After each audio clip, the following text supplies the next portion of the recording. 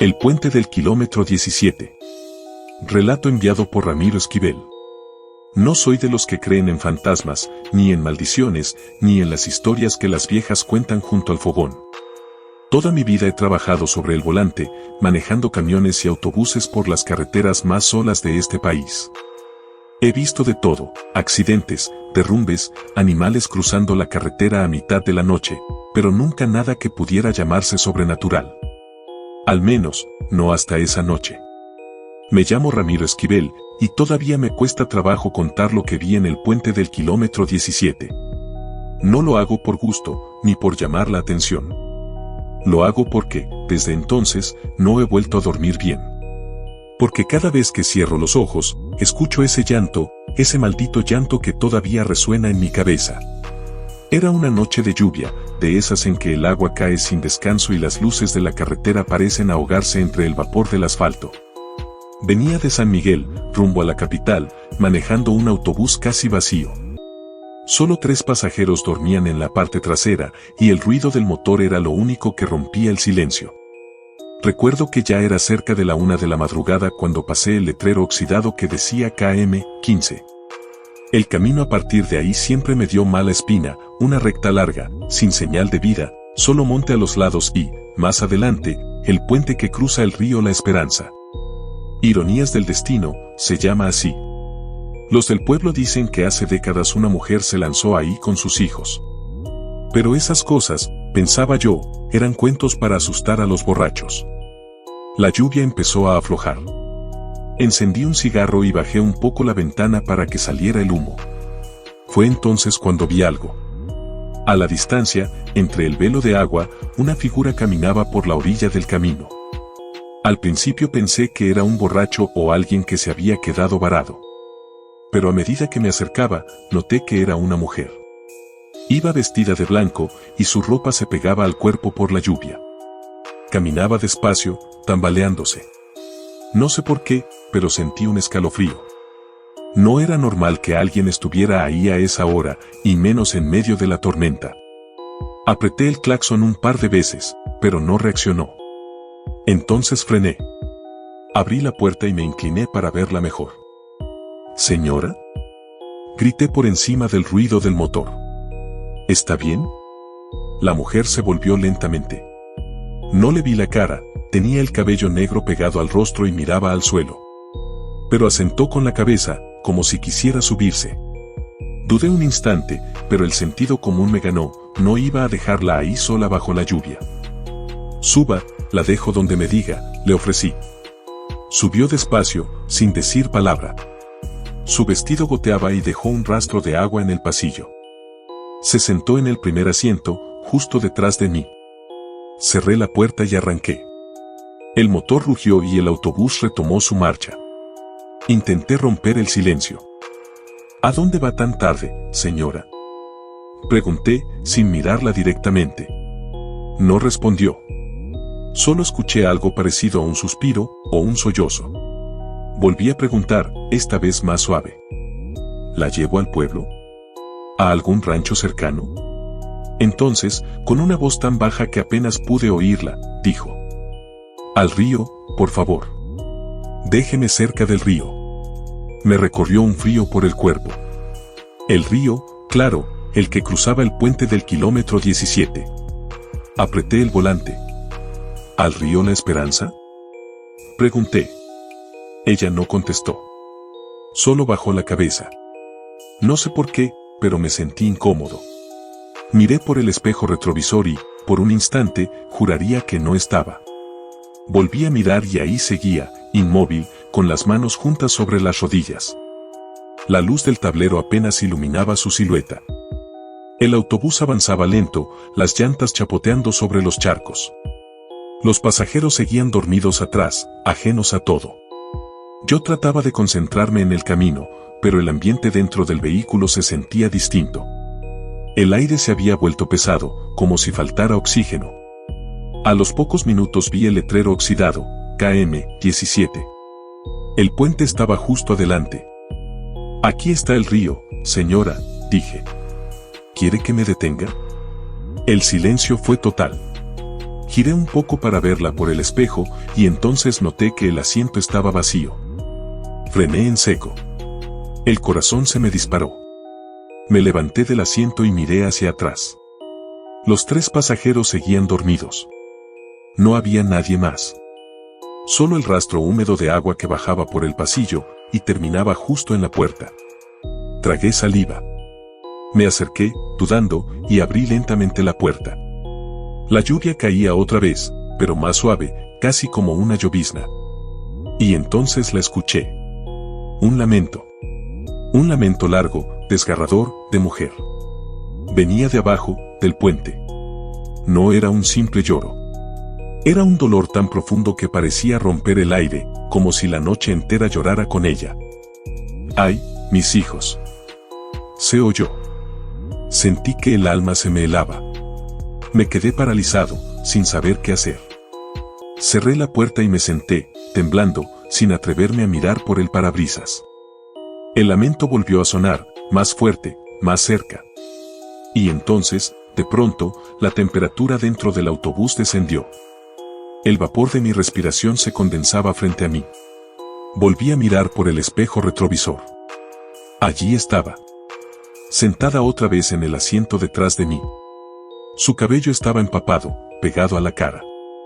La piel, pálida como la cera. Y de su boca abierta salía un gemido que no era humano. ¡Ay, mis hijos! Gritó con una voz que no era voz, sino un rugido mezclado con llanto. El autobús se estremeció. Las luces titilaron. Los pasajeros despertaron asustados, preguntando qué pasaba, pero yo no podía responderles. Solo podía mirar esa figura que, sin moverse, llenaba el aire de tristeza y muerte. La puerta se abrió sola. Un viento helado recorrió el interior del vehículo. Ella se levantó lentamente. Caminó hacia la salida sin que sus pies tocaran el suelo. Al pasar junto a mí, sentí un olor nauseabundo, mezcla de río podrido y flores marchitas. Bajó del autobús y se detuvo justo frente al puente. Entonces volteó. La vi completamente. El rostro era imposible de describir, no era el de una mujer, sino el de algo que había olvidado ser humano. Los ojos, vacíos, negros. La boca, abierta en un gesto de dolor eterno. El lamento retumbó una vez más. Los vidrios del autobús vibraron hasta casi estallar.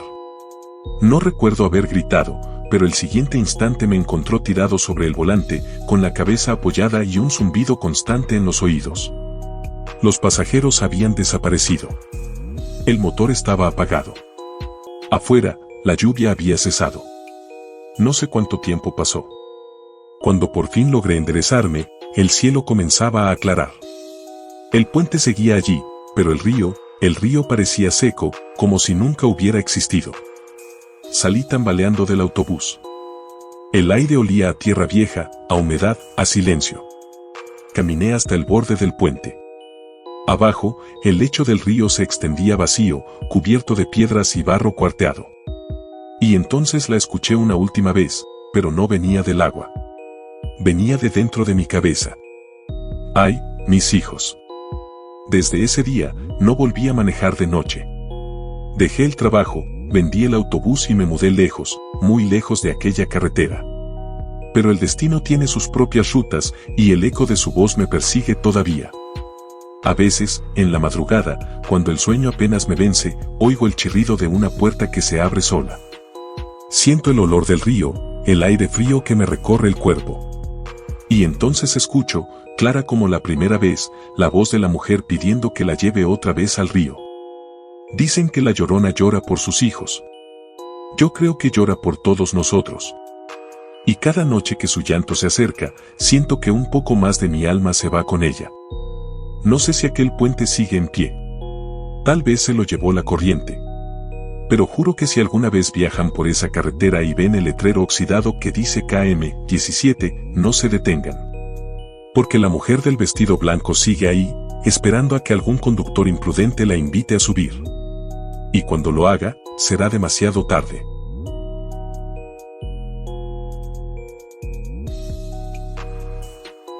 El último canto de mi madre. Alejandro Ramírez. Nunca he podido olvidar aquella noche, ni la sensación de vacío que quedó en mi casa, ni el llanto que todavía parece perseguirme. Mi nombre es Alejandro Ramírez, y lo que voy a contarles ocurrió hace casi 10 años, pero parece que fue ayer.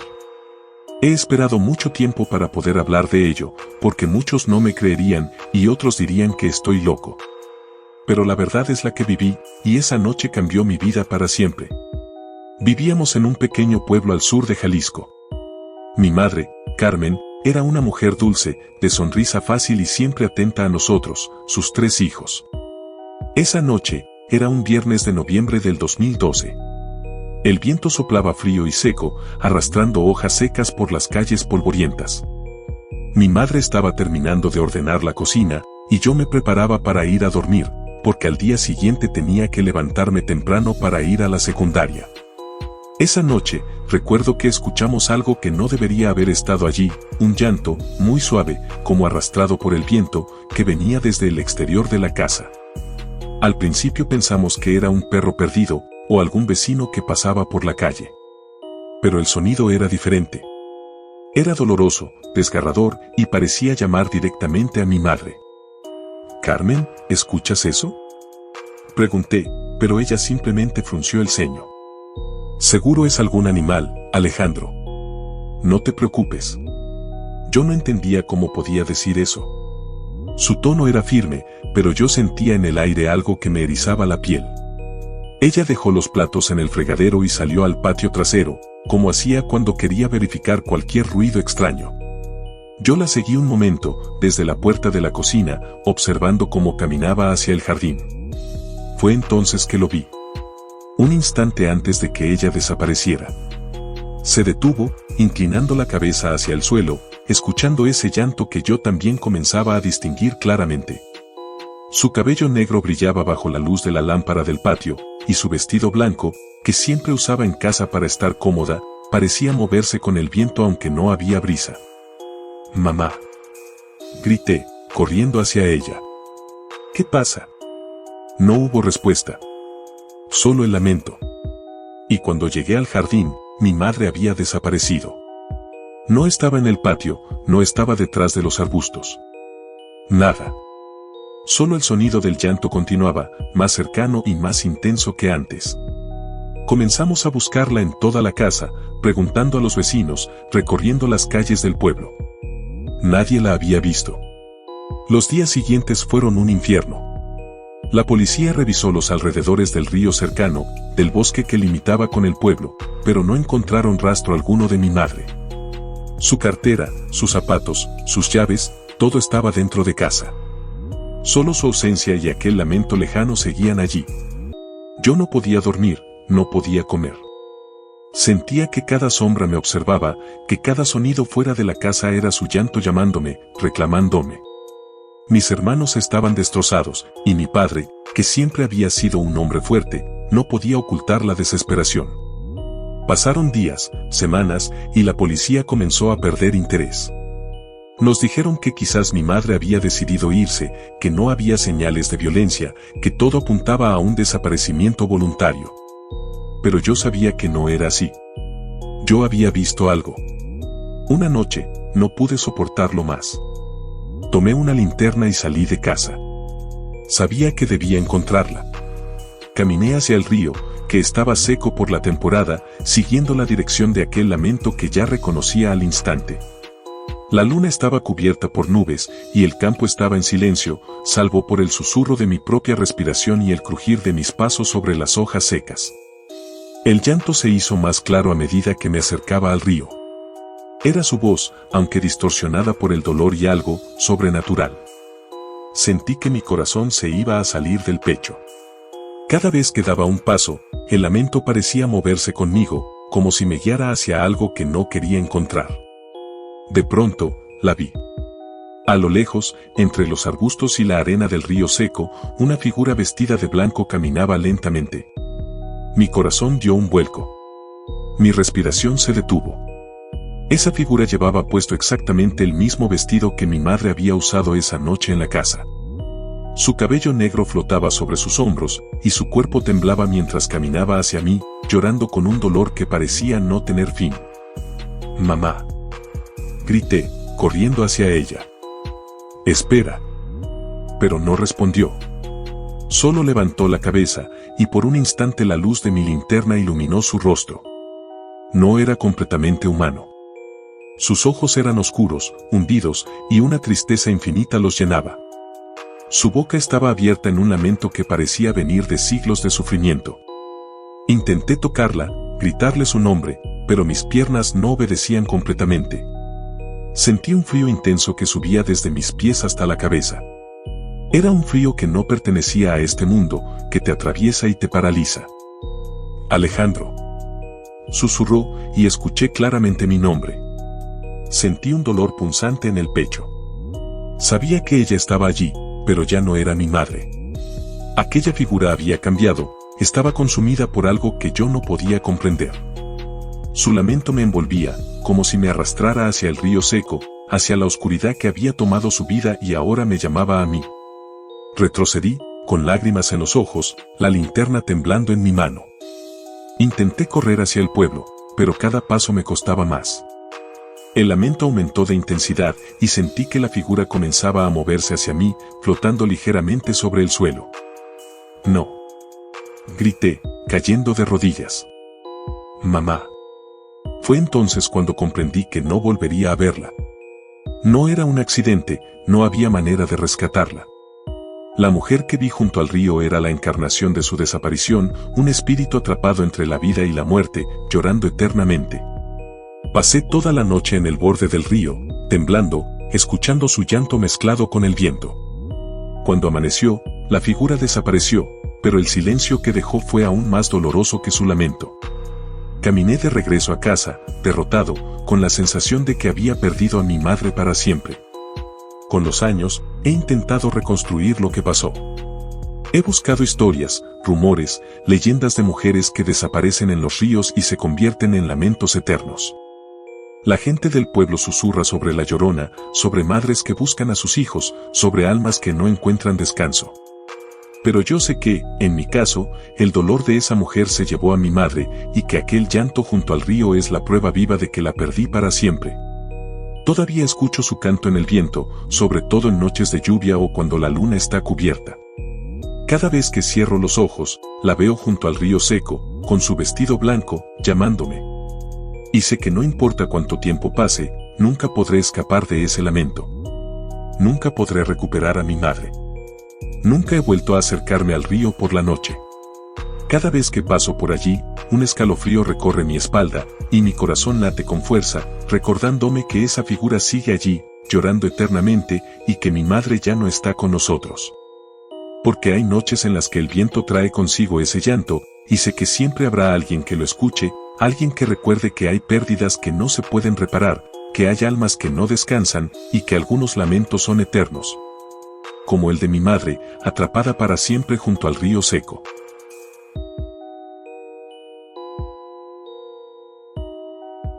El llanto en la acequia vieja. Por Luis Ramírez. Nunca fui un hombre que creyera mucho en lo sobrenatural. En mi pueblo, La Cañada, la gente siempre hablaba de brujas, duendes y aparecidos, pero yo lo tomaba como cuentos de abuelos para asustar a los niños y que se durmieran temprano. Crecí escuchando esas historias junto al fuego, mientras mi abuela rezaba y decía que había cosas que uno no debía buscar. Pero con los años uno se vuelve escéptico, y en la década del 2010, cuando ya tenía más de 30 años y trabajaba en el campo, creí que esas cosas pertenecían al pasado. Hasta aquella noche, la noche en que escuché el llanto en la acequia vieja. Esa acequia corría detrás del pueblo, un canal de agua que se usaba desde hacía décadas para regar los sembradíos. Cuando era niño, me prohibían acercarme después de la puesta del sol. Decían que ahí se escuchaba llorar a una mujer, una que vagaba entre el agua y las sombras. Mis amigos y yo lo tomábamos a broma, aunque alguno aseguraba haber oído sus gritos cuando el viento soplaba desde el sur. Aquella noche, el 14 de septiembre de 2013, volví tarde del trabajo. Era temporada de riego, y me había quedado ayudando a mi compadre Julián hasta casi las 11. El cielo estaba completamente oscuro, sin luna, y el aire olía a tierra mojada. Tomé mi bicicleta y empecé a pedalear por el camino de terracería que bordeaba la acequia. Era el trayecto más corto hasta mi casa. En otras circunstancias hubiera tomado la carretera principal, pero el cansancio me pesaba en las piernas y solo quería llegar a acostarme. El pueblo estaba silencioso. A esa hora, todos dormían. Ni siquiera se escuchaban los perros.